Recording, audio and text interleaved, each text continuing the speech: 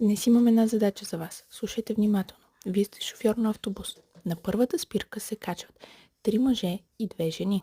А на втората спирка се качват 3 жени и 1 мъж. И слизат 2 жени и 2 мъже. Сега въпросът е: какъв е полът на шофьора?